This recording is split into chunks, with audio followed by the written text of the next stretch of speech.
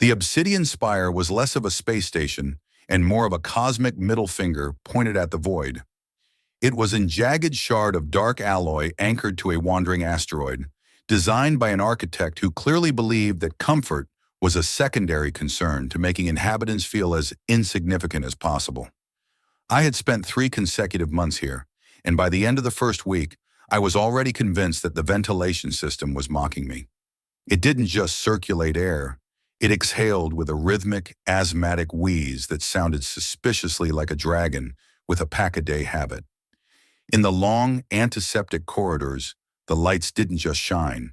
They hummed with a judgmental, clinical white glow, reflecting off the polished floors as if disapproving of my wrinkled research jacket and the fact that I hadn't produced a single meaningful report since I arrived. I adjusted my sleeve, trying to hide the fraying cuff, and reminded myself that this assignment was supposed to be the ultimate hideout. Remote station, minor xenobiological cross-checks, zero drama. Just the way I liked it. The universe, however, has a very particular way of ignoring my request for a quiet life. I was halfway through a mental rant about the quality of the synthetic coffee in the canteen when the airlock doors at the end of Sector 7 slid open with a hiss of pressurized gas. I stopped dead. Standing there, framed by the cold vacuum of the docking bay, was a woman who looked far too important to be at the edge of the galaxy. At first glance, she looked human. That was my first mistake. The second was assuming the silence of the station meant she hadn't already pinned my location with the precision of a hawk. She was tall, her posture possessing that terrifyingly precise rigidity that humans usually abandon after 30 years of gravity and bad decisions. She wore layered, iridescent silks common to the Solaris Collective, and her hair was pulled back into a formal braid that looked like it could be used as a blunt force weapon. Then I saw her ears. They were longer than ours, tapering elegantly back through her dark hair, glowing faintly at the tips with a soft amber light. Sunkin. High-tier royalty, if the embroidery on her cloak was anything to go by. The moment her eyes met mine, the air seemed to leave the corridor. Whatever mask of royal composure she was wearing didn't just crack, it disintegrated. She stared at me with an expression of such profound, agonizing disbelief that I felt like I had personally offended every law of physics and common decency. And then she started crying. It wasn't a quiet, dignified sniffle. It was a sudden, breath-stealing grief that hit her like a physical blow. She doubled over slightly, her hands trembling as she reached out toward me, gasping for air as if the station's life support had actually failed. I froze. My brain, usually a reliable source of snarky commentary, went completely offline.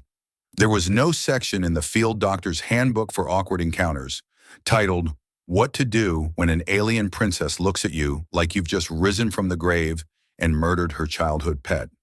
"I'm sorry," I stammered, falling back on my default setting of apologizing for existing. It had served me well in academic circles and even better in bars. She took a step forward, then another, moving through the low gravity as if being pulled by a magnetic force she couldn't resist. Her amber-tipped ears were pinned back in distress. "No," she whispered, her voice cracking like dry glass. "You don't get to be sorry. You're supposed to be dead. You've been dead for 30 years. I exhaled slowly, the sound caught in my throat. "Right. Okay." I feel like that's the kind of thing people usually ease into with a hello or a how's the weather. Her expression twisted between anguish and a strange, hysterical kind of hope. She reached out, her fingers hovering inches from my face, as if checking to see if I was a holographic projection. "I saw the archives. I saw the recordings. My mother described you exactly like this.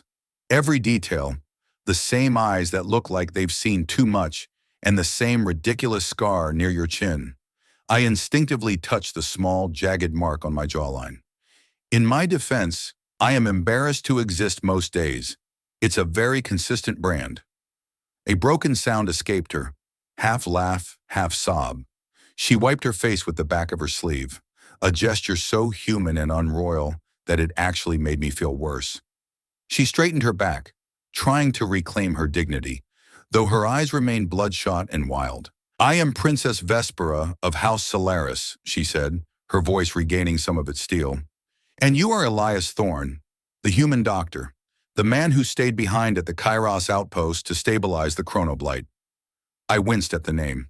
I worked on a lot of outposts, Your Highness, and statistically speaking, I saved very few people who could be considered important. You died, she said flatly, ignoring my attempt at deflection.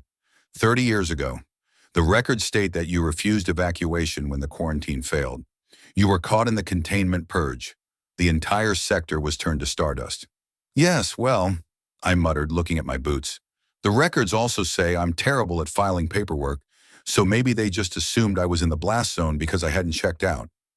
Vespera stared at me, her gaze sharpening, moving from my face to my hands and back again. The intensity of it was like a laser drill. You haven't aged a day, Elias. You look exactly like the statues in the Capitol. You look exactly like the man who held my mother's hand while her skin was turning to ash. I moisturize? I offered weakly.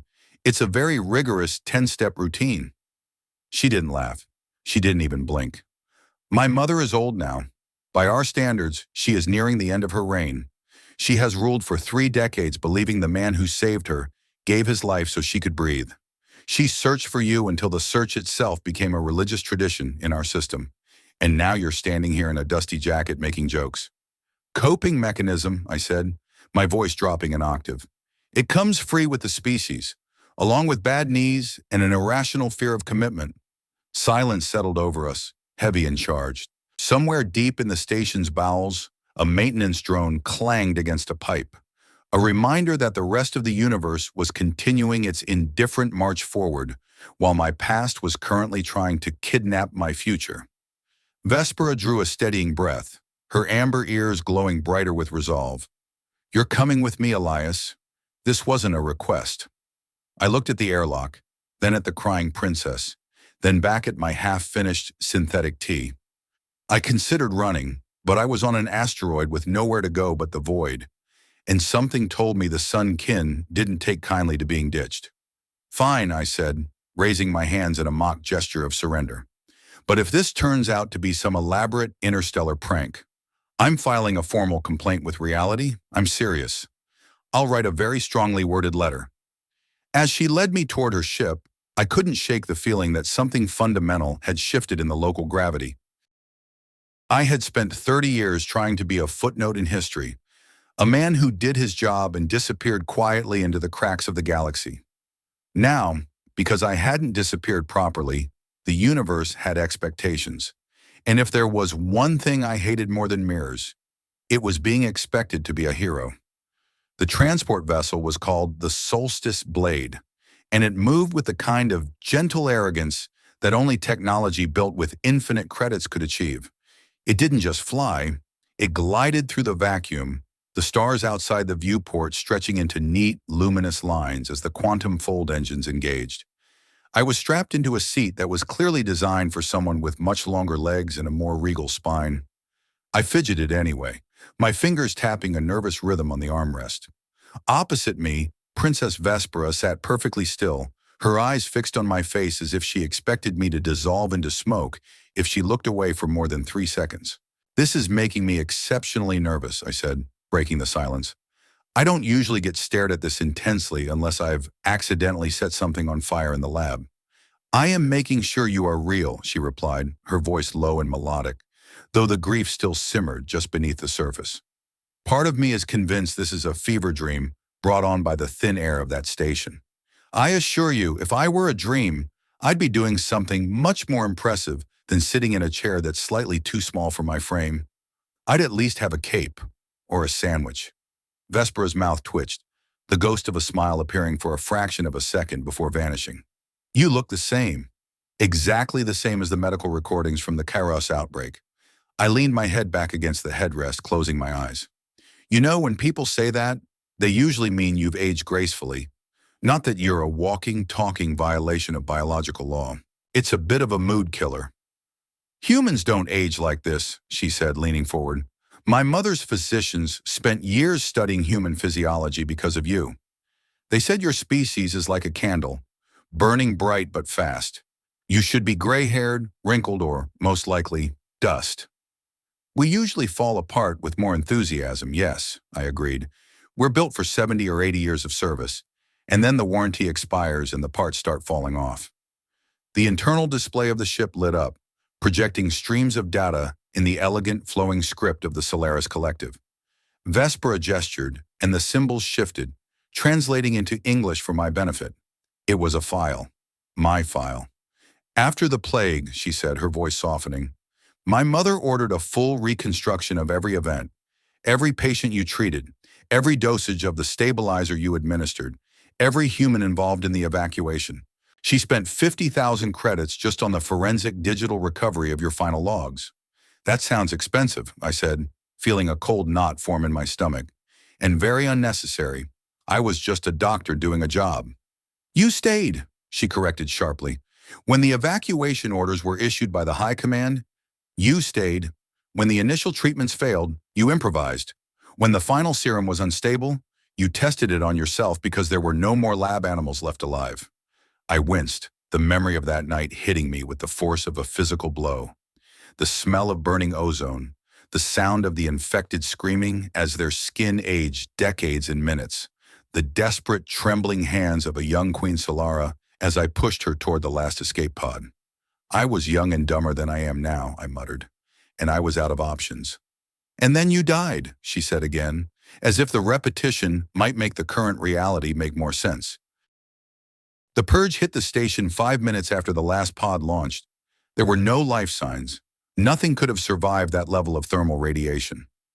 I shrugged, a gesture that felt woefully inadequate. I felt pretty dead for a while. Fever, hallucinations, the whole dramatic package. I woke up 2 days later in a pile of rubble, surrounded by a quarantine field that had somehow held.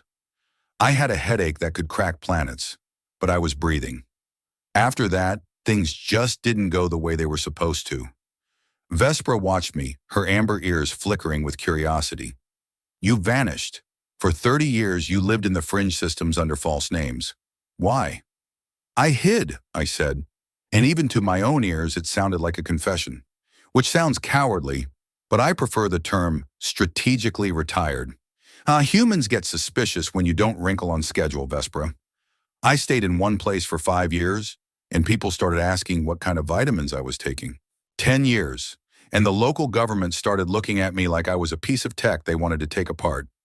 I didn't want to be a science exhibit. I just wanted to be a guy who drinks tea and complains about the weather. You never tried to find her? You never sent a message to Aethelgard? I looked out at the stars, the light of distant suns blurred by the speed of our travel. I assumed she was long dead. Queens don't usually outlive plagues, wars, and political nonsense all at once. I thought I was the only ghost left from Kyros. Vespera snorted, a surprisingly grounded sound. My mother is very difficult to kill. She says it is because she has a debt to pay to a dead man, and she refuses to leave until the ledger is balanced. The ship shuddered gently as it transitioned out of the fold. The stars snapped back into focus, and ahead of us lay the gleaming, radiant system of Aethelgard. It was a marvel of stellar engineering, a binary star system surrounded by a web of orbital cities and floating gardens that looked like petals of light. We're here, she whispered. I gripped the armrests, my knuckles turning white. You know, humans like to pretend we're used to interstellar travel, but we're really not. Our brains are still calibrated for chasing mammoths on a muddy planet. This whole folding space thing is a bit much for the monkey brain. You've traveled these routes before, Vespera noted, her eyes never leaving mine. I've also fallen down the stairs before. Doesn't mean I enjoy the process. That earned me a real smile this time. It was brief, like a spark in the dark, but it was genuine. Then she sobered again, her expression becoming heavy with the weight of what was coming. My mother named hospitals after you, Elias. There are medical academies on 4 different planets that bear your name. Every year on the anniversary of the Kyros Purge, we have a day of silence. You became a symbol, the human who crossed the species barrier and paid with his life to save our crown. I choked, a dry, hacking sound. She what? I don't even like having people sing happy birthday to me. I definitely don't want a holiday. You are a legend, she said. And legends are simple. They are perfect, they are dead, and they don't talk back. But you are messy, you are sarcastic, and you are very much alive. I'm great at causing emotional complications, I said. forcing a grin that didn't reach my eyes. It's a talent I've cultivated over the decades. Silence stretched between us as the ship began its descent toward the capital. Below us, the city of glass, Celestia, began to rise from the clouds. It was a vertical metropolis of transparent alloys and hanging forests, glowing with a soft, bioluminescent pulse that matched the heartbeat of the system. "My mother will be unsettled," Vespera said at last. "She mourned you. She built part of her reign around that loss. Seeing you will be like watching a statue walk off its pedestal." "I'll try not to trip," I said, "though if I do, tell her it's a very sophisticated human dance." She looked at me then, not as a princess looking at a relic, but as a woman seeing a man who had spent 30 years pretending to be ordinary while carrying the weight of an entire civilization's gratitude. "Importance doesn't ask for permission, Elias," she said softly. "You saved a queen. You changed the course of our history. You might have tried to hide, but the universe has a way of finding its missing pieces." The ship settled into the landing cradle with a soft thrum of engines. Outside, I could see a formation of royal guards waiting, their armor reflecting the twin sons of Aethelgard. I took a deep breath, adjusted my worn jacket, and prepared to face the one thing I had spent 30 years running from, the truth of what I had become. "Any last-minute advice?" I asked as the ramp began to lower. Vespera considered for a moment. "Try not to faint, and whatever you do, don't make a joke during the first ceremonial silence. It's considered very bad form." I winced. "I'm already failing, aren't I?" "Spectacularly," she said, and for the first time her amber ears twitched with something that looked like hope. The medical wing of the Palace of Celestia did not smell like a hospital. It smelled like rain on hot metal and a very expensive brand of ozone. I found it deeply unsettling. Hospitals, in my professional and humble opinion, were supposed to smell like floor wax, bad coffee, and the quiet, creeping desperation of people trying to bargain with the Reaper. This place was too clean, too bright, and the floors were made of a translucent, milky glass that made me feel like I was walking on frozen clouds. I lay on a hovering examination platform that adjusted its surface every time I breathed, as if mildly offended by my lack of stillness. A team of sun-kin physicians moved around me with the synchronized grace of a predatory dance troupe. Their ears, longer and more translucent than Vespera's, flickered with every beep of the machinery. "Keep your head down, Elias," I told myself. "Don't tell them where it hurts. Don't let them see the glitch." "Stop squirming, Dr. Thorne," said the lead physician, a man named Geller whose skin was the color of a tarnished silver coin. He was tapping rapidly on a holographic console that projected my internal anatomy into the air above me, in a series of rotating, glowing slices. "Your cellular structure is already confusing enough without you adding mechanical interference." "I'm sorry, Geller," I said, my voice echoing in the sterile chamber. "My cells have always been a bit of a handful. Total divas. They don't like being the center of attention." "They are not just a handful," Geller muttered, his four-fingered hands pausing as he magnified a section of my heart. "They are a statistical impossibility. According to these readings, your telomeres aren't just resisting decay. They are actively regenerating at a rate that matches their erosion exactly. It is a perfect, stagnant loop." Vesper stood near the edge of the room, her arms folded across her chest. She hadn't left my side since we landed, acting less like a princess and more like a high-stakes bodyguard. Her amber ears were pinned back, a sign of agitation I was beginning to recognize. "Explain that in a way that doesn't require a decade of academy training," she commanded. Geller turned to her, his expression a mix of awe and clinical terror. "Princess, to put it in the simplest terms, the man is a biological statue. Time is flowing around him, but it is not touching him. He should have aged 30 winters since the Kairos incident. Instead, he is biologically identical to a 25-year-old human in peak condition, save for a few old scars and a very high level of systemic stress." "I told you," I chimed in, trying to keep the panic out of my voice. "It's the moisturizer. It's a proprietary blend of hope and denial." "Stow the jokes, Elias," Vespera snapped, though her eyes were soft. "This isn't a game. If the council finds out your biology can be replicated, they'll turn you into a blueprint before the sun sets." "That's the thing," Geller said, stepping closer to the projection. It cannot be replicated. Look here, at the subatomic level, the stabilizer Thorn used on himself during the plague. It didn't just boost his immune system. It bonded with the chronoblight virus itself. It created a hybrid state. He is a living containment unit.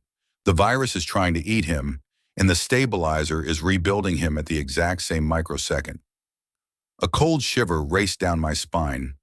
I had suspected as much for 3 decades, but hearing it out loud made the ghost of Kairos feel a lot more solid. I wasn't immortal. I was just stuck in a permanent, microscopic war. "What about the leakage?" Vespera asked. Geller hesitated, his silver skin paling. "That is the anomaly. Because the energy of the virus has nowhere to go, it is bleeding out. Thorn isn't just not aging, he is emitting a low-frequency chronal pulse. To put it in street terms, he's a walking clock that's ticking in every direction at once. It's faint, but if it spikes..." "If it spikes what?" I asked, sitting up despite the platform's protests. "You might blink out of sync with the rest of us," Geller said quietly. "Or everything within 10 meters of you might suddenly age 100 years in a heartbeat." The room went silent.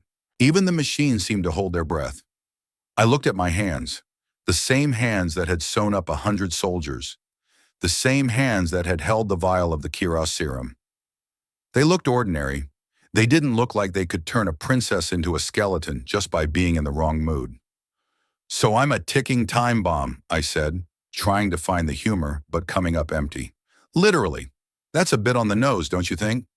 "We need to stabilize the output," Vespera said, her voice regaining its royal authority. "Whatever it takes. Geller, prepare a dampener. We cannot let my mother see him like this if there is a risk." "The risk is minimal for now," Geller assured her, though he didn't look entirely convinced. "But he needs rest, and he needs to stay away from high-density power cores. No folding space, no heavy shielding. He needs to stay grounded." "I've been grounded for 30 years, Doc," I muttered, sliding off the platform. My feet hit the glass floor with a solid thud. "I'm an expert at staying in the mud." As Geller and his team began prepping the next round of tests, Vespera walked me toward a small balcony at the end of the medical bay.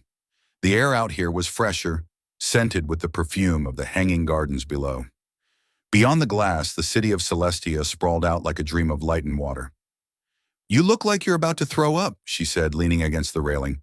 "I'm not a fan of being a science project, Vespera.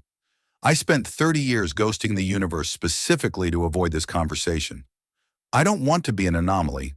I just want to be a guy who lived through a bad day." "A bad day?"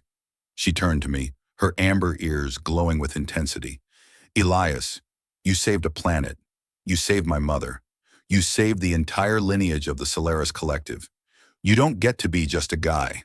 Not after that." "Why not?" I asked, and the bitterness finally leaked through. "Why do I have to be a statue? Why do I have to be a holiday? I stayed at Kairos because I was tired of running. I thought I was choosing a quick exit over a slow defeat. I didn't sign up for a 3-decade encore." She watched me for a long moment, the anger fading from her expression, replaced by a deep, aching curiosity. "Is it really that bad? Being young? Having all the time in the world?" "Time isn't a gift when you're the only one who has it," I said, looking out at the city. "I've watched friends die of old age while I didn't even have to shave more than once a week. I've gone to funerals for people who weren't even born when I was already a doctor. You son-kin live long, but you still age. You still change. I'm just a glitch in the record. I'm a page that won't turn." She reached out, her hand hovering near my shoulder before she pulled it back, remembering the chronal pulse warning. "My mother has been stuck on that same page for 30 years, Elias. She hasn't moved forward because she's been waiting for the man she thought died. Maybe you're not the only one who needs to learn how to age." I looked at her, really looked at her, and realized that her life had been shaped by my death just as much as mine had been shaped by my survival. She was the daughter of a woman who was in love with a ghost.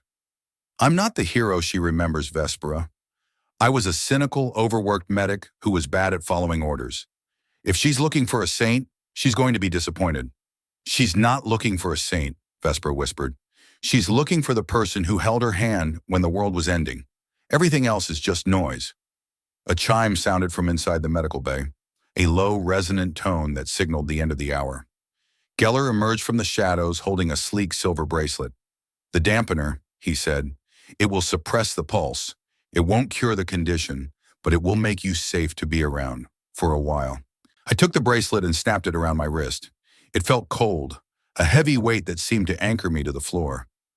The hum in my ears, a sound I hadn't even realized was there, suddenly vanished. The silence was deafening. "Well," I said, trying for a smirk and failing, "I guess it's time to go meet the Queen. Do I have to bow, or can I just apologize for the 30-year delay?"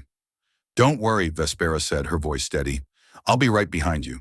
If you trip over your own feet, I'll tell everyone it's a new human trend." "That's the spirit," I muttered, but my heart was hammering against my ribs like a trapped bird. The legend was about to meet the man, and I had a terrible feeling that neither of us was going to survive the encounter intact.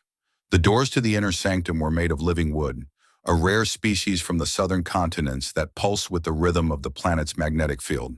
They didn't open so much as they parted, a slow, majestic unraveling that revealed a room filled with starlight. It wasn't a throne room. Not really. It was a garden in the sky, open to the elements but protected by a shimmering atmospheric veil. The air was cool and smelled of ancient scrolls and a faint, sweet incense that reminded me of the temples on the fringe colonies. At the center of the garden, sitting on a simple stone bench near a reflecting pool, was High Matriarch Solara. She didn't look like a queen. She looked like a woman who had spent 30 years carrying a mountain on her shoulders. Her skin, once a vibrant emerald, had faded to a soft, sage green, lined with the elegant map of a life well lived. Her ears were long and heavy, draped with delicate chains of silver, and her hair was a waterfall of white that glowed faintly in the twilight. She was beautiful, but it was a beauty earned through survival, through loss and through the quiet endurance of time. Vespera stopped at the edge of the pool, her head bowed. I stood beside her, feeling like a speck of dust in a museum.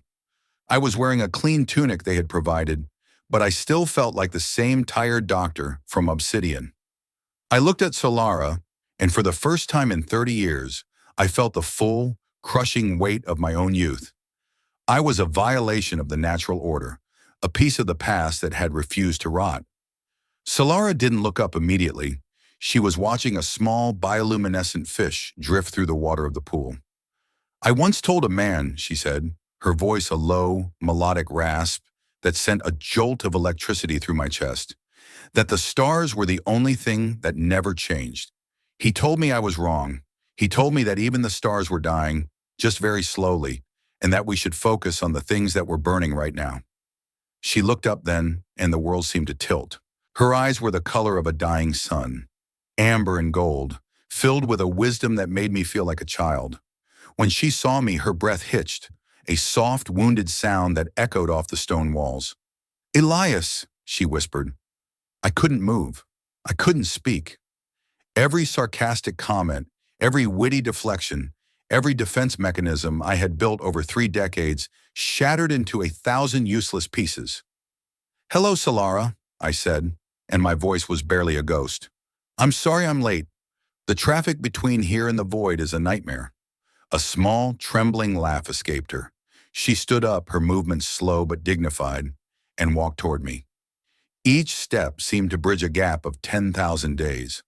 When she stopped in front of me, she didn't reach out. She just looked, her gaze tracing the line of my jaw, the bridge of my nose, and finally the small scar near my chin. "You haven't changed," she said, her voice trembling. "Not a hair, not a line. You look exactly as you did when you pushed me into that pod. You look like the boy who told me that death was just a clerical error." "I was a lot more confident back then," I said, my throat tight, mostly because I had no idea what I was doing. "You knew enough," she said. She reached out then, her fingers brushing the fabric of my sleeve, but she stopped just short of touching my skin. "I searched for you, Elias. For 15 years, I sent every scout, every drone, every spy into the Cairo sector. I spent millions of credits on ghosts. I wanted to believe you had made it. I needed to believe it." "I know," I said. "Vespera told me. I, I should have come back. I should have sent word. But after a while, I realized I wasn't getting any older. And I got scared. I didn't know how to be a person anymore, Solara. I only knew how to be a survivor. You survived too much, she said softly. She looked back at the reflecting pool. I built this empire on your memory, Elias.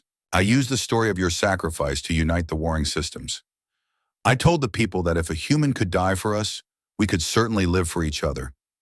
You became the foundation of our peace. That's a lot of pressure for a guy who once accidentally set a medical lab on fire, I muttered. Solara smiled, a real, warm smile that made the lines on her face deepen in a way that I found suddenly, heartbreakingly enviable. She had aged. She had grown. She had experienced the passing of the seasons, the cooling of the sun, the natural progression of life, and I was still 25, stuck in the amber of a single moment. The people will want to see you, she said. The council wants to hold a gala, a celebration of the return. Please tell me you're joking, I said. I'd rather have another plague. At least with a plague, I know where I stand. I am not joking, she said, her expression turning serious. But I am also not the queen right now. I am the woman who owes you her life, and I can see that you are hurting, Elias. You are carrying the weight of 30 winters, even if they haven't left a mark on your skin. Vespera stepped forward, her amber ears flickering. Mother, we have a problem. Geller says the pulse is unstable. The stabilizer is failing. He's emitting chronal energy. Solara's eyes widened, and she looked at the dampener on my wrist. So the miracle has a price. Everything has a price, Solara, I said. I've been living on borrowed time for 30 years. I think the universe is finally coming to collect the debt. We will find a way, she said firmly. We have the best minds in the galaxy. We will stabilize you. And then what? I asked, and the question felt like a blade. I stay here as a permanent 25-year-old advisor? I watch Vespera grow old? I watch your grandchildren become elders while I'm still worrying about my skincare routine? That's not a life, Solara. That's a prison. Henry. The queen looked at me for a long time, the silence stretching out until the only sound was the bubbling of the pool. She understood. She knew the burden of immortality better than anyone, because she had been living with the weight of my eternal sacrifice for half her life. You want to age, she whispered. I want to move forward, I said. I want to be able to look in a mirror and see a man who has lived, not a man who has been preserved. I want to be allowed to finish the story. But if we remove the stabilizer bond, Geller's voice came from the doorway, the chrono blight will resume its work. You won't just age, Elias. You'll age 30 years in 30 seconds. You'll be lucky to survive the transition. I looked at Geller, then at Vespera, and finally at Solara. The fear was there, cold and sharp, but beneath it was a strange, soaring sense of relief. I'm a doctor, I said, my voice steady for the first time since I arrived on this planet. I've spent my life fighting for every second of survival, but I've also learned that there's a difference between surviving and living. If I have to risk a quick exit to finally get off this pedestal, then that's the choice I'm making. Solara reached out then, and this time she didn't stop. She took my hand in hers. Her skin was dry and warm, the texture of fine parchment. It felt like reality. It felt like home. You haven't changed, Elias Thorne, she said, her eyes filling with tears. You're still the most stubborn, reckless, and magnificent fool I've ever met. I try, I said, and for the first time in 30 years, I didn't feel like a ghost. I felt like a man with a pulse. But even as we stood there, a sudden sharp alarm began to blare from Geller's console. The light in the room shifted, turning a jagged neon purple. My wrist dampener began to hiss, a wisp of smoke curling into the air. The pulse, Geller shouted. It's spiking. Everyone, get back. The world began to blur. The garden, the pool, Solara's face. Everything started to stretch and warp as if I were looking through a melting lens. The pain hit me then, a searing, white-hot agony that felt like my very atoms were being pulled apart. Elias! Vespera screamed, her voice sounding like it was miles away. I fell to my knees, the chronal energy erupting from my chest in a wave of distorted light. I saw the flowers in the garden wilt and turn to dust in a heartbeat. I saw the stone bench crack with the weight of 1,000 years, and then, Just as quickly as it had begun, the pressure vanished. The world snapped back into focus. But something was different. The silence was heavier. The air was colder. I looked down at my hands. They were still young. They were still smooth. But the dampener on my wrist had melted into a useless lump of slag. "Elias?" Solara asked, her voice trembling. I looked up, and my heart stopped. The queen was gone. In her place sat a woman who looked exactly as she had 30 years ago. Young, vibrant, and terrified. Beside her, Vespera had vanished. I wasn't in the garden anymore. I was back in the Kairos medical bay. The walls were screaming, the fire was roaring, and the evacuation pods were launching. The pulse hadn't just spiked, it had dragged me back. "Dr. Thorne!" the young Solara shouted, her eyes wide with panic. "The containment is failing. You have to come with us." I looked at her, and then I looked at the vial of serum in my hand. I knew this moment. I had lived it every night for 3 decades. But this time, I wasn't the survivor. I was the ghost who had finally come home. "Go," I said, and the words felt like they were carved out of my own soul. "I have to stay. I have to finish the paperwork." As the pod doors hissed shut, I realized the truth. The universe wasn't coming to collect my debt. It was giving me a second chance to get the ending right. And this time, I wasn't going to hide. The smell of burning ozone was so thick I could taste the copper on my tongue. It was the flavor of a dying world, a sharp metallic tang that signaled the collapse of the atmospheric shields. I was back at Kiros Outpost. The sirens were screaming, a jagged, rhythmic wail that tore through the smoke-filled corridors like a serrated blade. Everything was red, the emergency lights, the blood on my scrubs, the flickering displays of the containment monitors. "Dr. Thorne, the seals are buckling." I turned. Solara was there. Not the elderly, dignified queen with the white hair and the sage-green skin, but the girl. She was 22 years old again, her eyes wide with a terror so raw it made my heart ache. She was clutching a medical kit to her chest, her knuckles white, her amber ears pinned flat against her head in a gesture of pure animal panic. "Move it, Solara!" I yelled, my voice sounding younger, harsher, stripped of 30 years of cynical polish. "Get the survivors to the docking ring. I've got to purge the data cores. If the blight gets into the archives, it'll follow you to the capital."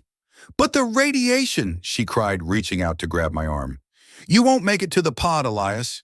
You're flatlining the mission if you stay." I looked at her hand on my sleeve. It felt warm. It felt real. But as I stared, the image began to flicker. For a split second, the smoke cleared, and I didn't see a girl in a burning outpost. I saw a princess. Vespera was standing in front of me, her face pale, her hands glowing with a soft, protective light. Behind her, the palace garden was a blurred smear of purple and gold, like a painting left out in the rain. "Elias, look at me!" Vespera's voice cut through the sirens, but it sounded like it was coming from the bottom of an ocean. "You're phasing. Stop fighting the present. You're going to junk the entire sector if you don't ground yourself."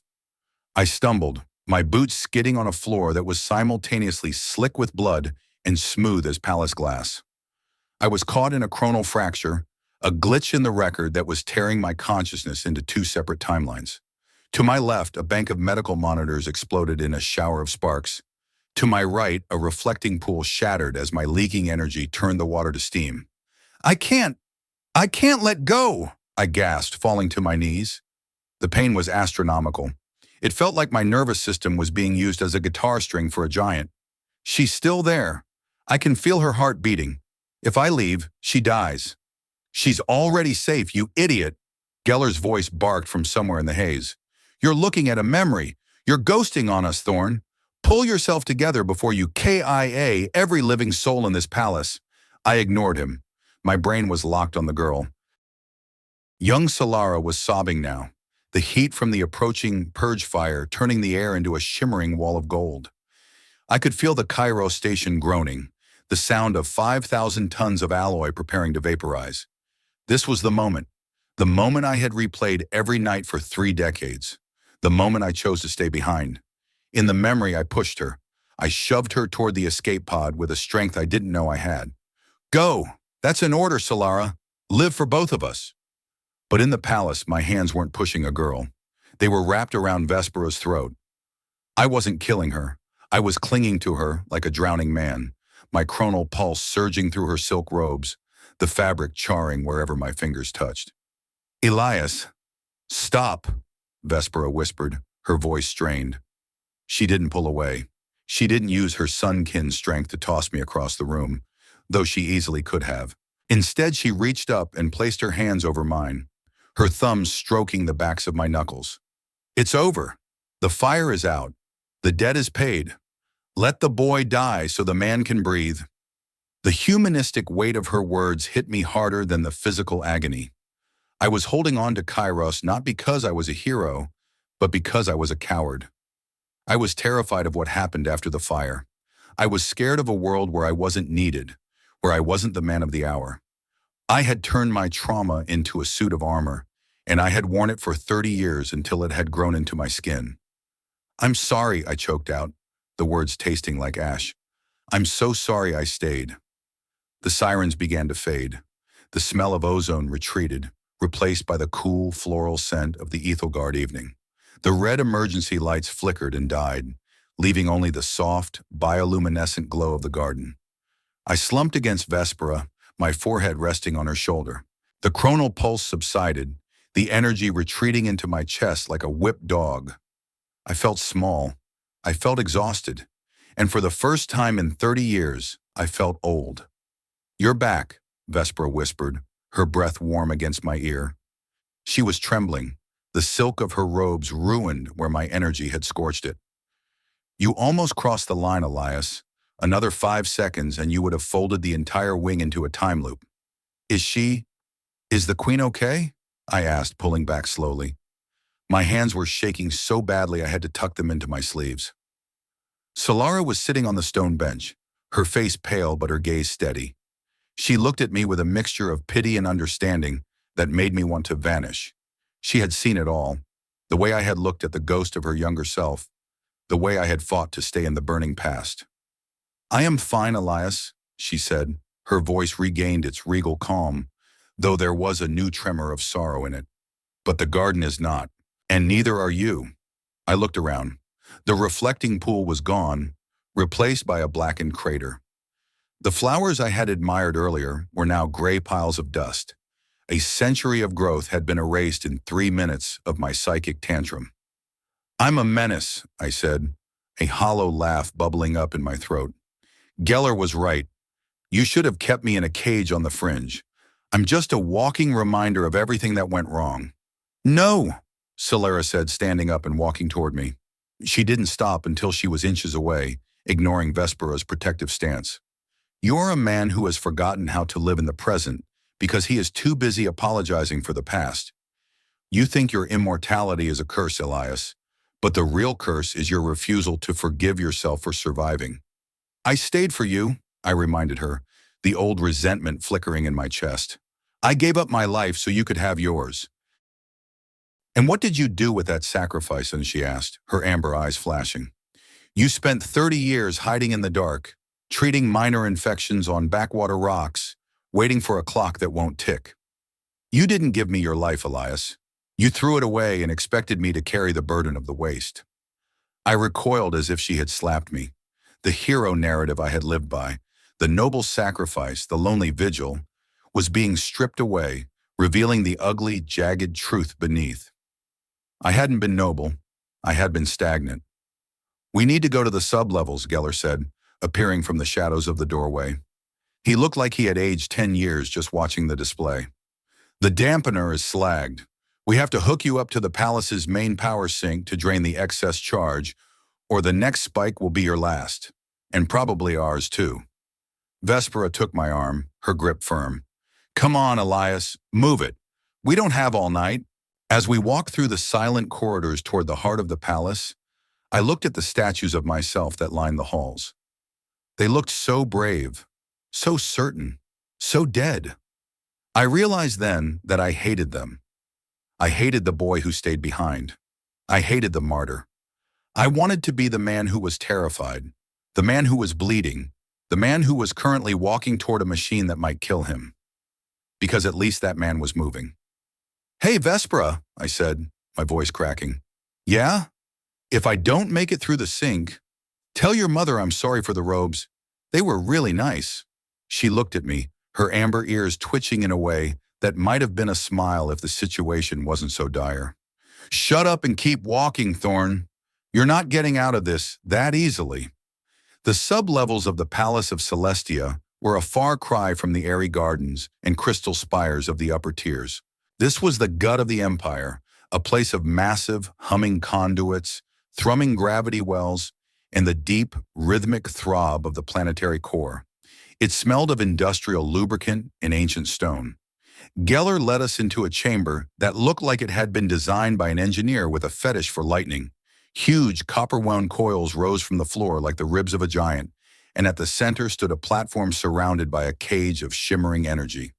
"The siphon," Geller said, gesturing to the platform. "Normally we use it to balance the power grids during solar flares. It can handle massive influxes of raw energy. Hopefully, it can handle you." I looked at the cage. It didn't look inviting. It looked like a very expensive way to get electrocuted. "What's the plan, Doc? Do I just sit there and think unchronal thoughts?" "You sit there and you let the machine pull," Geller said, his fingers flying across a translucent terminal. "The chronoblight energy in your cells is looking for a path of least resistance. The siphon will provide that. It will bleed you dry of the excess charge. It's going to feel like your blood is boiling, and you'll probably wish you were KIA by the 10-minute mark. But if you hold on, you'll stabilize." Vespera stood by the terminal, her eyes fixed on the power readings. "What happens if he can't hold on? What happens if the virus fights back?" Geller didn't look at her. "Then the siphon becomes an amplifier. We'll have a chronal detonation. The palace will be aged out of existence in half a second. The stones will turn to sand, and will turn to memories." "Great," I muttered, stepping onto the platform. "No pressure. I love being the reason for a potential architectural disaster." "Elias," Solara's voice came from the doorway. She had followed us down, her long white hair stark against the dark machinery. "You must focus. You cannot drift back to Kiros this time. If you go back there, you will pull the siphon with you." I nodded, my throat dry. I sat down on the cold metal of the platform. The energy cage hummed to life, a curtain of blue light snapping into place around me. "Starting the drain," Geller announced. 3, 2, 1. The first wave hit me like a physical punch to the chest. It wasn't electricity, it was weight. It felt like the entire history of the galaxy was being shoved into my marrow. My vision blurred, and the world began to vibrate. "Ah!" I screamed, my hands clawing at the platform. It wasn't just pain, it was memories. Every second I had lived in the last 30 years came rushing back, but they were distorted, twisted by the siphon.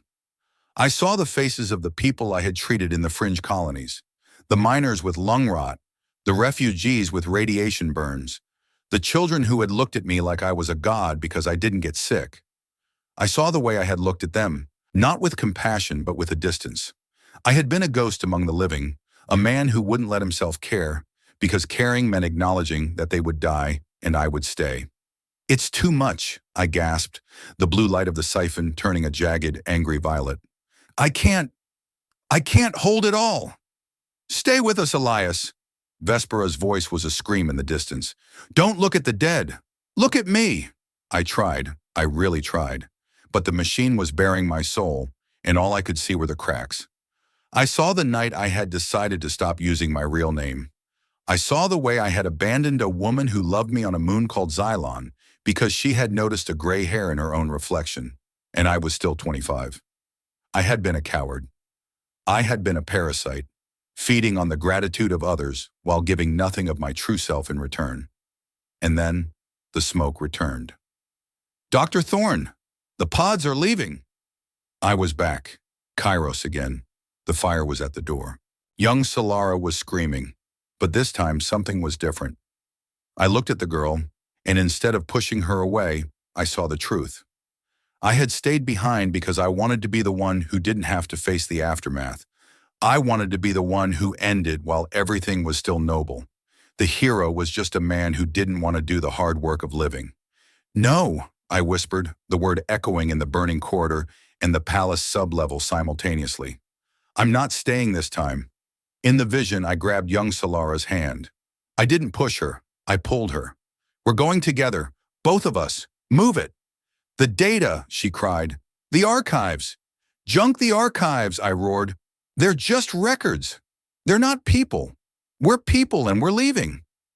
As I made that choice in the memory, as I chose the messy, uncertain future over the clean, noble death, the siphon's energy changed. The violet light smoothed out, turning into a steady, pulsing gold. The weight in my chest didn't vanish, but it became manageable. It became a part of me, rather than something I was fighting. I felt the chronoblight in my cells scream. It was a parasite that thrived on stagnation, and by choosing to move forward, I was starving it. The siphon roared, pulling the black, oily energy out of my pores and venting it into the planetary core. I slumped forward, my breath coming in ragged gasps. The blue cage flickered and died. The silence that followed was absolute, broken only by the cooling hiss of the copper coils. Elias? Vespera was the first one to reach me. She jumped onto the platform, her hands grasping my shoulders. Are you KIA? Talk to me, you stubborn bastard! I looked up at her. My vision was clear. The ghosts were gone. Kairos was just a place on a map again, 30 years away and a million light years distant. I'm okay, I said, my voice sounding like I'd swallowed a bag of gravel. I think I just had a very long overdue conversation with myself. Geller was staring at his console, his silver skin practically glowing with excitement. The levels, they've stabilized. The pulse is gone. The hybrid bond is still there, but it's no longer leaking. You've integrated it, Thorn. You're no longer a ticking clock. You're just a clock. Solara walked slowly toward the platform. She looked at me, and for the first time, she didn't see the boy from the past. She saw the man who had just survived the siphon. You chose to leave the fire, she said softly. I decided I didn't like the decor, I said, a genuine smile finally touching my lips. Too much red. Very bad for the complexion. She laughed, a sound of pure, unadulterated relief. Then you are finally free, Elias. Not from your years, but from your memory. Vesper helped me stand up. My legs felt like jelly, but I managed to stay upright. I looked at my hands. They were still smooth. They were still young, but I didn't feel like a statue anymore. I felt like a man who had finally checked back into reality. So, I said, leaning on Vesper as we began the long walk back to the upper levels. About that gala. Is there going to be food? Because I'm starving. Immortality apparently takes a lot of calories. You're unbelievable, Vespera muttered, but she didn't let go of my arm. We almost lose the entire palace, and you're thinking about your stomach. Hey, it's a very high-maintenance stomach, I said. And besides, I have 30 years of synthetic tea to make up for. I want something that actually tastes like it was grown on a planet. As we ascended, the lights of the palace seemed brighter, the air fresher. I knew the danger wasn't entirely over. The chronoblight was still out there in the galaxy, and the council would still want their pound of flesh.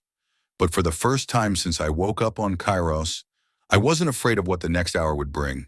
I had spent 30 years trying to be a hero, only to realize that the hardest thing I could ever be was a person. And as I looked at Solara and Vespera, two women who had been shaped by my absence, I realized that I had a lot of making up to do. One more thing, Vespera, I said as we reached the garden level. What now? Do I have to wear one of those silk capes to the gala? Because I draw the line at capes. I have a reputation to maintain. You have the reputation of a dead man, she reminded me, her amber ears twitching with amusement. Anything you wear will be an improvement. Touché, I said, and as we walked into the starlight, I felt the first, faint tick of a clock that was finally moving again. It wasn't the end of the story. It was just the start of a new chapter. And this time, I was going to make sure I enjoyed every damn second of it. The atmosphere in the High Council chamber was thick enough to choke a vacuum breather. If the earlier meetings had been about curiosity, this one was about cold, calculated survival. The room was a vast, inverted dome of obsidian and light, where the representatives of the 7 systems sat in tiered rows, their silhouettes cast in sharp relief by the holographic displays flickering in the center. I stood on the speaker's disc, feeling less like a hero and more like a specimen under a microscope. Vesper was a few paces behind me, her hand hovering near the hilt of her ceremonial sidearm. She was tense, her amber ears twitching at every low-frequency hum from the projectors. "We have a situation that transcends sentiment, Dr. Thorne," said Counselor Vane. She was a woman of the Kalan race, her skin patterned with bioluminescent stripes that were currently pulsing a jagged, rhythmic violet. "Fear. It's a color I've learned to recognize in every species. The outbreak in Sector 9 is not a standard viral infection. It has bypassed our atmospheric scrubbers and is currently eating through the structural integrity of the lower pylons. 500 people have aged 60 years in the last 12 hours. They are not dying of a disease, they are dying of a Tuesday that lasted a lifetime." I shifted my weight, the silver dampener on my wrist feeling like a lead weight. My legs still felt like they were made of damp cardboard after the siphon incident, but I forced my spine to stay straight. "I've seen the reports, Counselor. The chronoblight doesn't just accelerate biology, it feeds on chronal resonance. You've built this city on a foundation of time dilation tech. You've essentially laid out a buffet for a predator that eats seconds and minutes. And you are the only one who has survived it for 3 decades, Vane replied, leaning forward into the light. Her stripes flared to a blinding white. "The Council has reached a consensus. We cannot cure the blight in time to save the pylon. However, based on Geller's data from the siphon, we believe we can use your unique chronal signature to create a localized stasis field. We can freeze the pylon. We can freeze the virus." I felt a cold prickle of dread at the base of my neck. "Freeze it for how long?" "Indefinitely," she said, her voice devoid of emotion. "We would integrate your neural pattern into the city's central core. You would become the governor of the pylon's timeline, a permanent anchor." I let out a short, bark-like laugh that echoed uncomfortably in the dome. "You want to turn me into a battery? Again. Only this time I don't get to walk around and complain about the tea. I just sit in a box and hold back the clock until the end of the universe." "It is a small price for 500 lives," Vane countered, "and for your own safety. You are a walking anomaly, Elias. This would give your existence a permanent, noble purpose." Vespera stepped forward, her voice cutting through the air like a vibroblade. "A permanent purpose? You're talking about a life sentence. You want to entomb him in the machinery because you're too afraid to let the clocks tick." "The Council is not asking for permission, Princess," a different voice boomed. It was a representative from the fringe colonies, a man with heavy, cybernetic augmentations. "We've spent 30 years worshiping this man's ghost. Now that the ghost has flesh, he can damn well do his job and save us. If he's as noble as the stories say, he should be jumping at the chance to play martyr one more time." I looked up at the tiers of faces. They weren't looking at a man. They were looking at a resource, a tool, a way to bypass the inevitable. It was the same look I'd seen in the eyes of the soldiers back at Kairos, who wanted me to save their friends when there was no hope left. They wanted a miracle so they didn't have to face the grief. "I'm not a martyr," I said, my voice low and dangerously calm. "I'm a doctor. And as a doctor, I'm telling you that your plan is trash. You can't save a life by stopping it. A heart that doesn't beat isn't a heart, it's a rock. If you freeze that pylon, those 500 people aren't saved. They're just delayed. You're just kicking the coffin down the road so you don't have to hear the sound of it hitting the ground." The chamber erupted in a chorus of indignant shouts and pulsing bioluminescence. Vespera grabbed my arm, her grip tight. "We need to move," she whispered. "Now! Before they decide to expedite the integration process."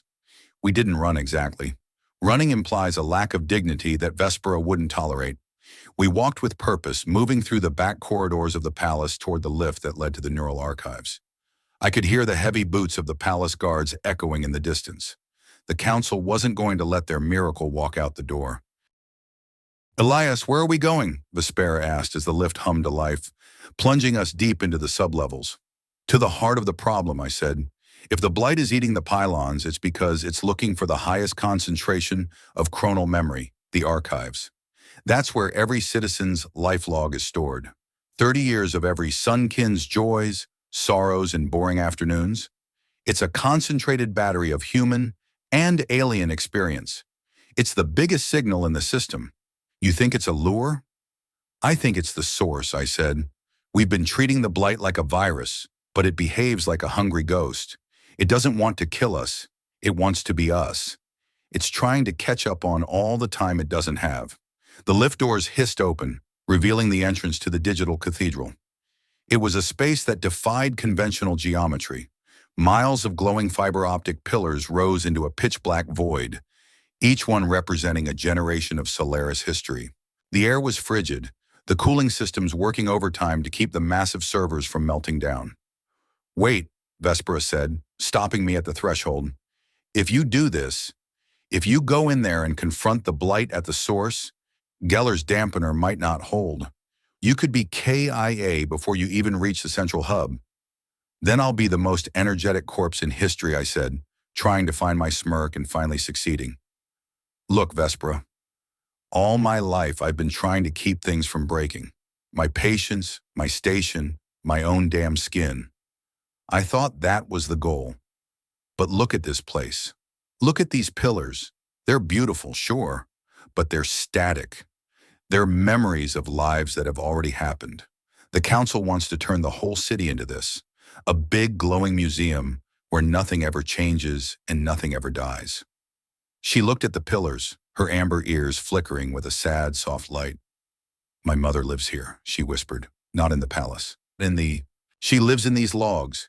She visits the 30 years she spent missing you every single night." "Exactly," I said. "And that's why she's not really living. She's just a curator of her own sorrow. I'm going to go in there, and I'm going to break the glass. I'm going to give everyone their time back, even if it means they have to lose it eventually." Vespera looked at me for a long moment, then reached out and took my hand.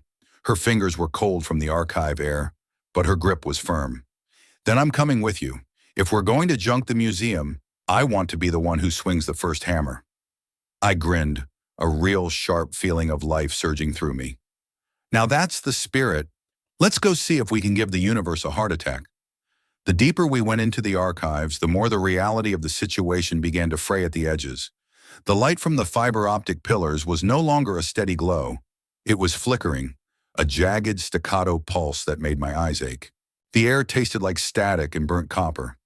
I could feel the chronoblight now, not as a physical presence, but as a pressure against my teeth, a vibration in my bones that felt like the hum of 1,000 distant clocks. "Elias, look at the pylon for Sector 4, Vespera whispered, pointing toward a massive column of light to our left. The pillar was turning black, but it wasn't a fire or a mechanical failure. The darkness was moving with a terrifying, organic grace, swirling around the light like ink in water. As it touched the memory logs, the light didn't just go out, it shifted. I saw images flickering in the air, discarded fragments of lives being played back at 1,000 times their normal speed. A wedding ceremony that lasted a heartbeat, a child's first steps that turned into the stride of an old man in a blink. "It's eating the history," I said, my voice barely audible over the rising hum. "It's not just aging the people, it's accelerating the records. It's trying to experience 30 years in 30 seconds. We reached the central hub, a massive spherical chamber where all the data pillars converge. In the center, suspended in a magnetic field, was the core, a crystalline structure that looked like a trapped star. This was the heartbeat of Aethelgard, the place where the Empire's collective consciousness was anchored, and it was covered in the black ink of the blight. Standing at the base of the core was a figure that shouldn't have been there. It was Geller, but he didn't look like the silver-skinned physician I knew. His body was translucent, his form flickering in and out of sync with the room. His stripes were a dull, dead gray. "Geller?" I called out, my hand going to the dampener on my wrist. "What are you doing down here?" He turned and his eyes were hollow pits of violet light. He wasn't Geller anymore. He was a puppet, his nervous system hijacked by the very thing he had been trying to study. The data. "It is so hungry, Elias," he said, his voice a distorted chorus of 100 different tones. It wants to know what it feels like to have a mother. It wants to know what it feels like to save a queen. It wants your 30 years. Vespera drew her sidearm, her amber ears glowing with a fierce, protective light. Get away from the core, Geller. That's an order. The entity in Geller's skin laughed, a sound like grinding glass. Orders mean nothing to time, princess. Time is the only sovereign. Your doctor here, he is the perfect vessel. He is the bridge. If he merges with the core, the blight will have all the context it needs to become a true consciousness. It won't have to eat the city anymore. It will be the city. I stepped forward, the pressure in my chest reaching a breaking point. The hybrid bond in my cells was screaming, reacting to the proximity of its source. You think I'm going to just hand over my life so a virus can have a personality? You've got the wrong human, buddy. I've spent 30 years being a glitch. I'm not about to become a feature. The violet light in Geller's eyes flared. You have no choice. The siphon didn't just stabilize you, it marked you. You are already part of the machine. Suddenly, the black ink surged from the core, lashing out like a whip. Vespera fired, the blue bolts of her sidearm tearing through the dark energy, but it was like trying to shoot smoke. I felt a cold, oily grip wrap around my waist, pulling me toward the crystalline star. Elias! Vespera screamed, lunging for me. The world turned into a kaleidoscope of shattered moments. I saw Kairos burning. I saw Solara crying. I saw the faces of every patient I had ever lost. But this time, I didn't fight the images. I didn't try to push them away or freeze them in stasis. I let them wash over me. I felt the grief, the fear, the exhaustion, and the fleeting, beautiful moments of joy. You want context? I roared, my voice merging with the hum of the core. You want 30 years? Then take the whole damn deck. I reached for the silver dampener on my wrist and tore it off. The release was like an explosion inside my skull.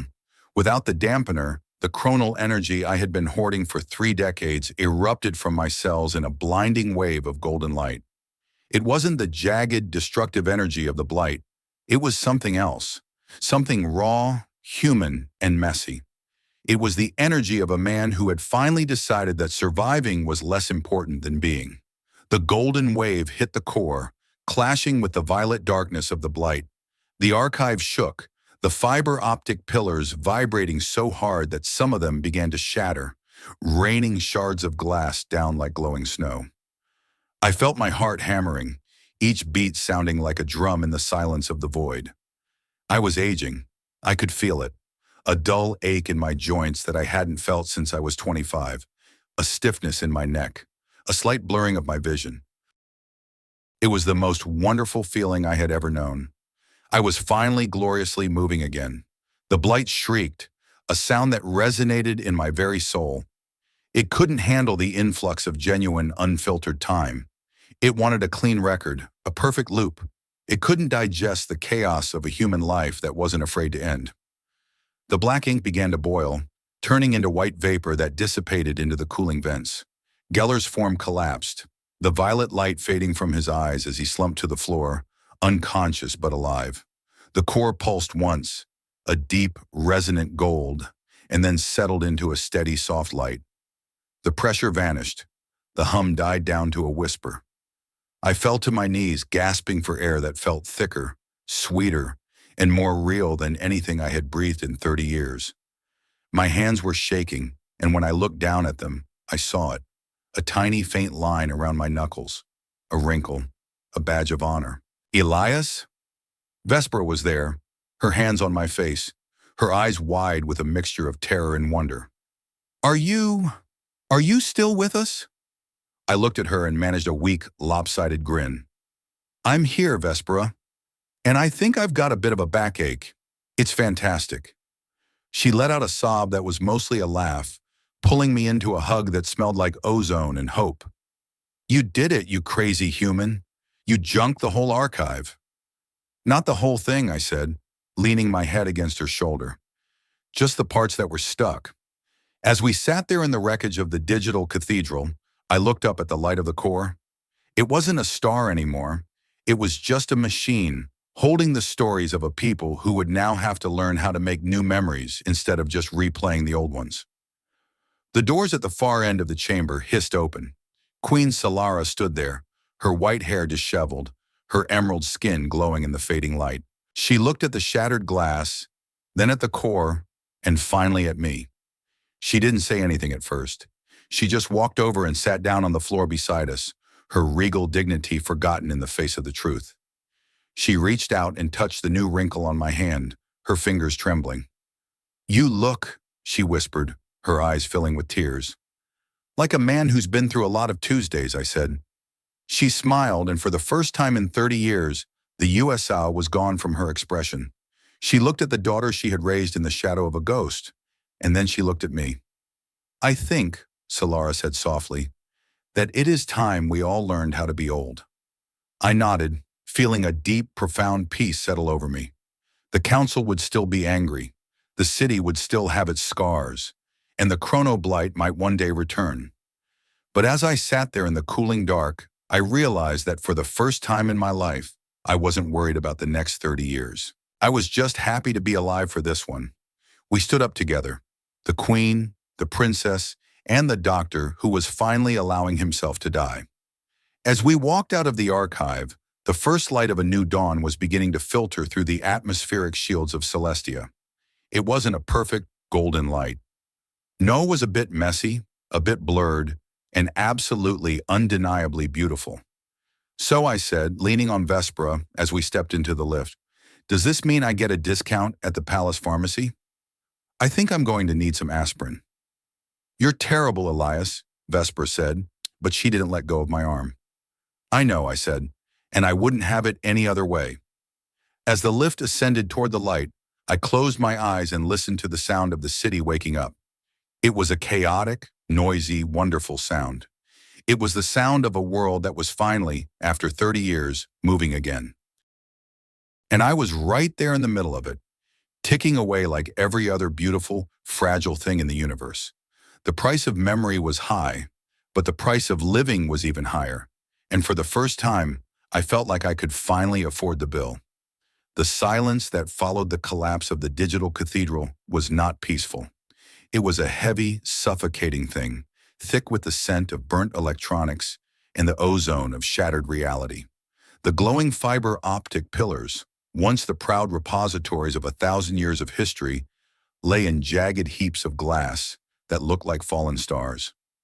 I sat on the cold floor, my back against the vibrating base of the central core, and listened to the sound of the city above us. For 30 years, I had heard the hum of Aethelgard as a distant, judgmental choir. Now, for the first time, it sounded like a collection of people, messy, disorganized, and suddenly very frightened.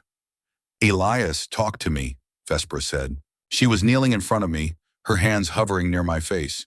She didn't touch me, and I couldn't blame her.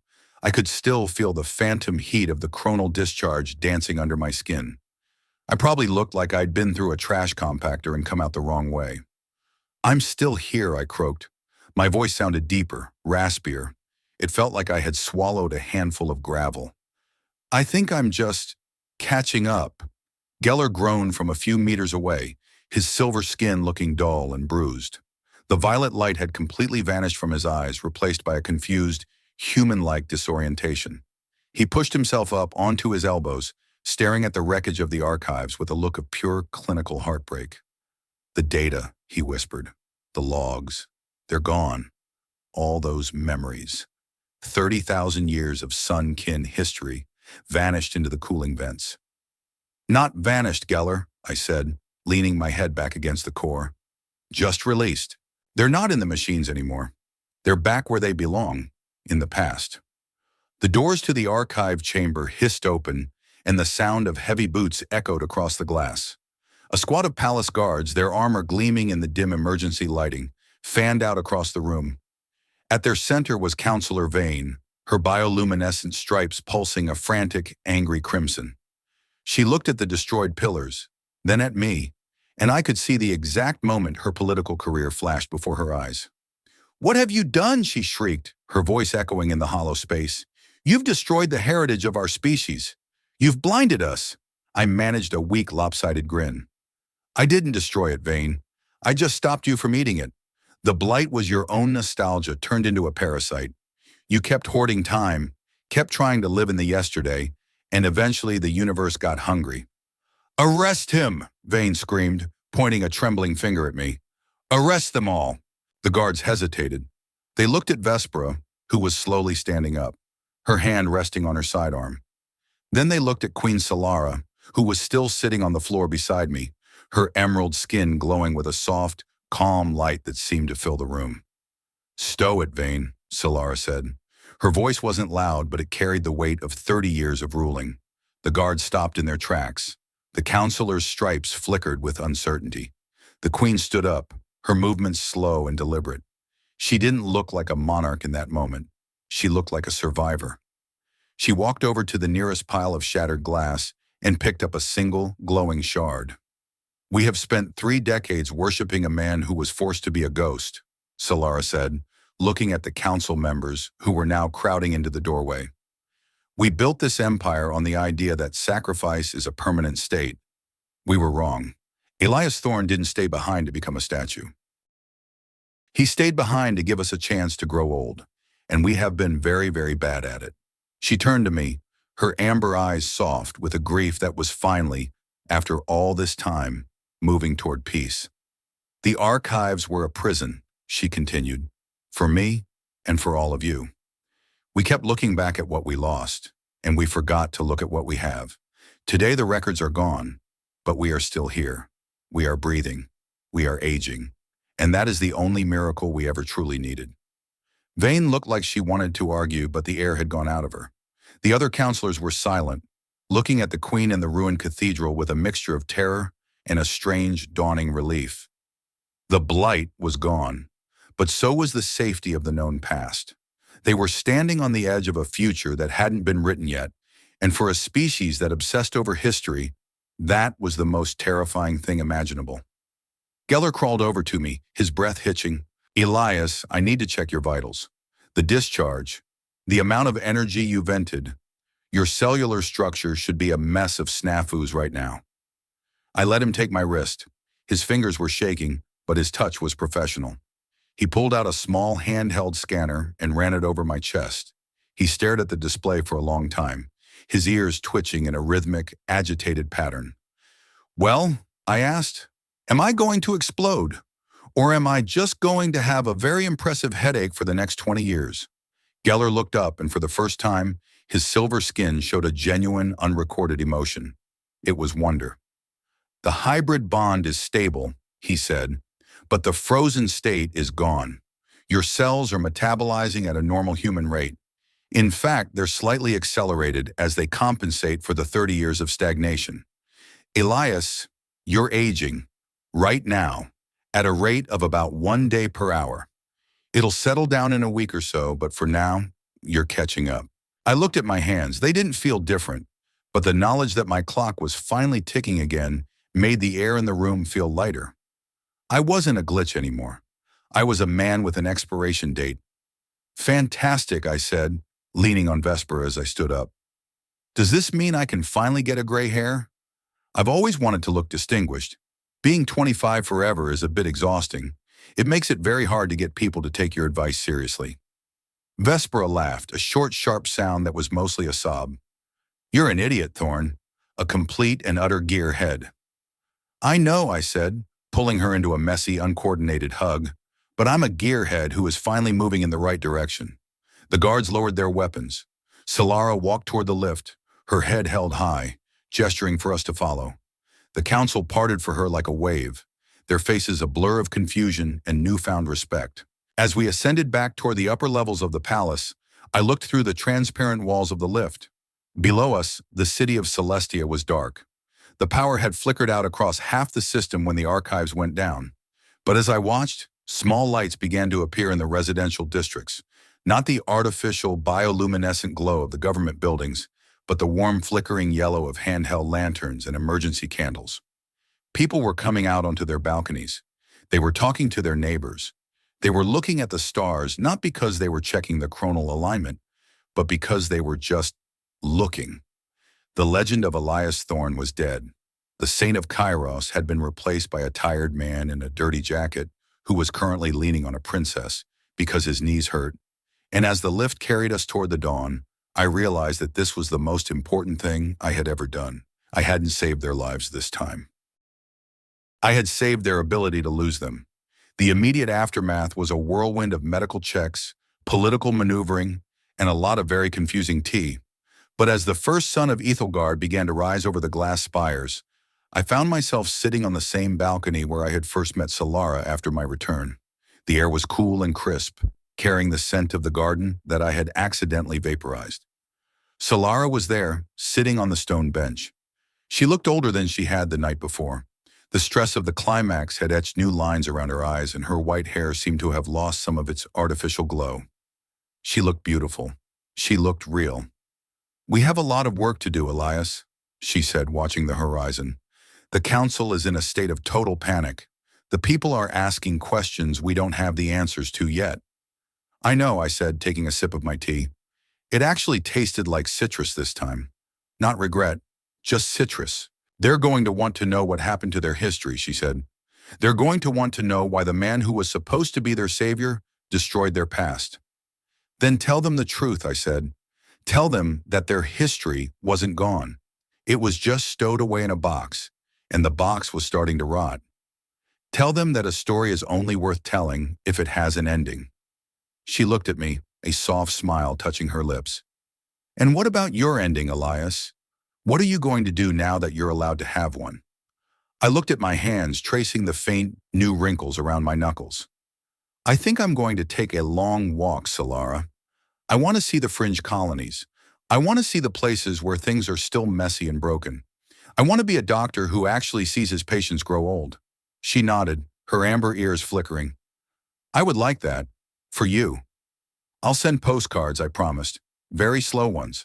I stayed there for a long time, watching the suns rise over a world that was no longer perfect.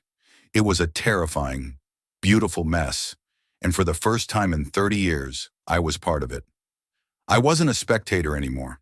I was a participant, and as the heat of the day began to settle over the city, I felt the first faint tick of a heart that was no longer afraid of the dark. The fringe colony of Xylar Prime was not a place of glass spires or floating gardens. It was a rugged, dusty rock on the edge of the Solaris system, where the air smelled of dry earth and the constant, rhythmic thrum of the mining drills. The people here didn't care about royal protocols or chronal pulses. They cared about the price of ore, the quality of the water recyclers, and whether or not the local doctor could fix a broken leg without charging a month's wages. I had been here for 3 years. In that time, the galaxy had changed. The Solaris Empire hadn't collapsed, but it had shifted. Without the archives to lean on, the people had been forced to look forward. The day of the unveiling, as they called the destruction of the cathedral, had become a holiday of a different sort. It wasn't a day of mourning anymore. It was a day of renewal. A day to celebrate the fact that the future was still a blank page. I was sitting in my small makeshift clinic, a converted shipping container that rattled every time the wind picked up. I was stitching up the hand of a young miner named Jax, who had gotten a bit too close to a malfunctioning plasma cutter. "You've got to be more careful, Jax," I said, my voice sounding older, more weathered. "This isn't a game. You keep this up and you're going to run out of fingers before you're 30. "Sorry, Doc," Jax said, wincing as I pulled the thread through. "I was just trying to finish the shift early. My sister's getting married tonight, and I didn't want to miss the toast." I smiled, a genuine, warm feeling that had become my new baseline. "Priorities, kid. I like it. Just try to keep your hands attached so you can actually hold the glass." I finished the last stitch and patted his shoulder. "Get out of here. And tell your sister I said congratulations." As Jack scrambled out of the clinic, I stood up and stretched. My back gave a satisfying old man pop, and my knees protested the sudden movement. I walked over to the small, cracked mirror hanging over the sink and looked at my reflection. It wasn't a 25-year-old looking back at me. I looked like a man in his late 30s. My face was tanned from the Xylar sun, lined with the marks of 3 years of hard work and honest laughter. And there at my right temple was a streak of silver, my first gray hair. I touched it with a sense of pride that I couldn't quite explain. It was a victory. It was proof that I was winning the only war that mattered, the war against stagnation. A shadow fell over the doorway, and I looked up. Vespera was standing there dressed in heavy, practical traveling leathers instead of her royal silks. Her amber ears were twitching with a familiar, playful energy. "You're late, Thorn," she said, leaning against the doorframe. "The transport leaves in 20 minutes. If we miss this window, we're stuck on this rock for another week." I looked at the silver streak in the mirror one last time, then turned to her. "I'm not late, Vespera. I'm just taking my time. There's a difference." She walked into the clinic, her eyes scanning the room. "How's the practice? Still fixing the entire system one broken finger at a time?" "It's honest work," I said, grabbing my medical kit. "It beats being a statue." We walked out of the clinic and into the dusty streets of the colony. The twin suns of Xylar were beginning to set, painting the sky in shades of orange and violet. In the distance, I could see the mining crews returning home, their lanterns flickering like fireflies in the dusk. "How's your mother?" I asked as we headed toward the landing pad. "She's good," Vesper said. "She stepped down from the High Council last month. She's spending most of her time in the Southern Gardens now. She says she wants to see how the trees grow when no one is watching them." "Good for her," I said. She earned a bit of quiet. "And Geller?" "He's the head of the new medical institute," she said, her voice turning a bit more serious. "They're not looking for immortality anymore, Elias. They're looking for ways to make the time we have better. They're calling it presence medicine.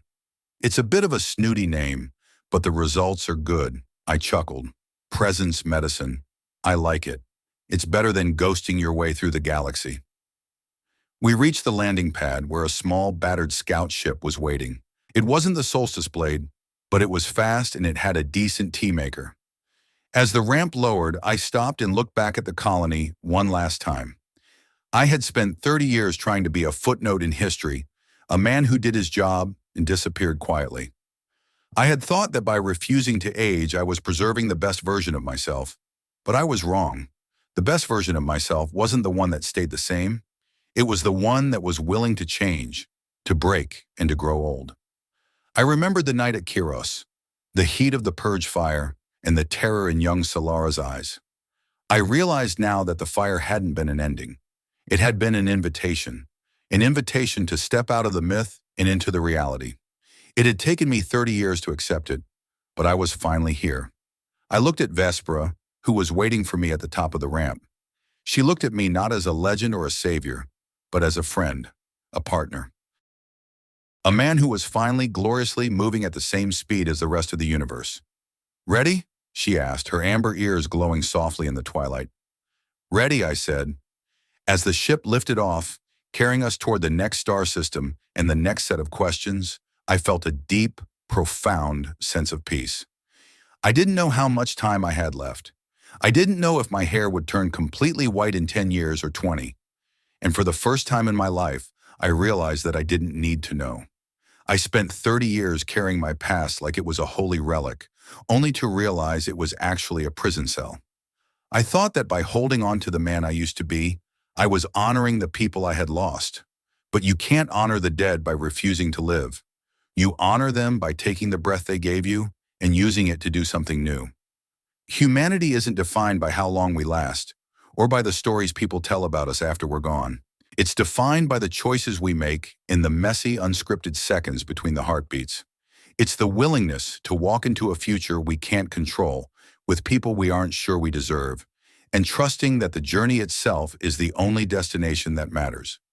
I've finally stopped trying to be a saint, and I've discovered that being a person is a lot more difficult and a lot more rewarding. I've traded my immortality for a few gray hairs and a back that aches when it rains, and it's the best bargain I've ever made. Is there a memory you're holding on to so tightly that you've forgotten how to breathe in the present? What would happen if you finally let that version of yourself go? I reached into my pocket and pulled out a small, dried flower from the palace garden, the only thing I had kept from the day I returned. I looked at it for a moment, then opened the small disposal chute and watched it vanish into the vacuum of space. I sat down next to Vespera, took a long, slow breath of the recycled ship air, and smiled. The sons of Aethelgard were far behind us now, and for the first time, I wasn't looking back. I was looking at the stars ahead, and they looked exactly the way they were supposed to.